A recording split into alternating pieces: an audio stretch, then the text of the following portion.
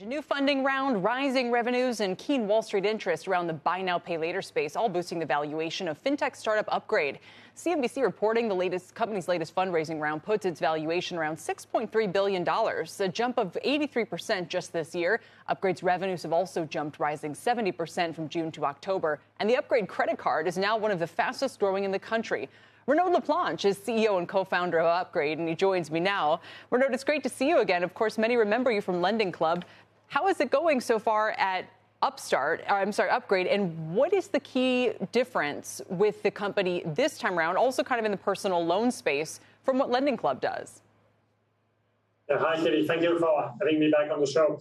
I think the main product for Upgrade is the Upgrade card, as you said. It's quite a different credit card than everything else that exists in the market. It's really, we call it the only credit card that's good for you, because it's really the only credit card that helps consumers access credit and has the convenience and the flexibility of any credit card. But then the balance at the end of each month turns into an installment plan, so similar to BNPL, similar to installment loans. But that really helps consumers pay down their balance much faster than they would with a traditional credit card. So they sort of save on the cost of credit that way. So in other words, you're using a credit card to effectively achieve something like buy now, pay later? That's right. Yeah, buy now, pay later, installment loans. So it sort of combines the best of both worlds. With installment loans or buy now, pay later, it relies on partners and it's not available everywhere. Where the credit card is available everywhere at millions of merchants. But it's very high cost, high rates, a lot of fees, and it's structured in a way that credit card companies have been very smart to structure credit cards in a way that keep consumers in debt as long as possible, and the balance doesn't really come down every month.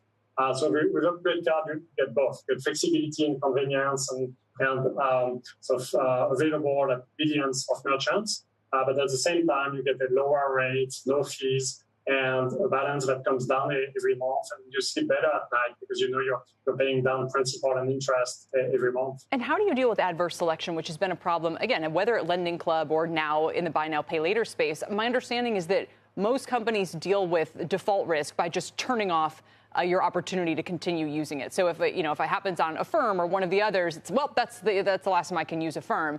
But does that mean customers just then hopscotch from one BNPL to the next, to the next, to the next, and can kind of continue to be a bad credit risk that way? Certainly, that's an issue with BNPL. In terms of the Upgrade card, we really use the same type of underwriting you would be using for personal loans. So it includes income verification, employment verification, pretty strict underwriting, machine learning to help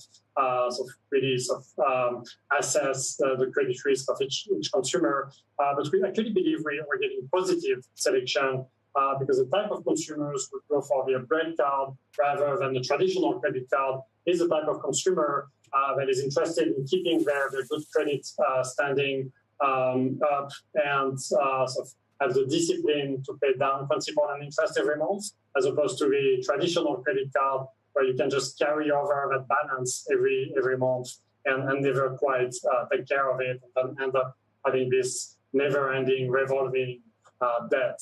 Yeah. So when you choose Upgrade card, it means that you have the discipline to pay down your debt every month.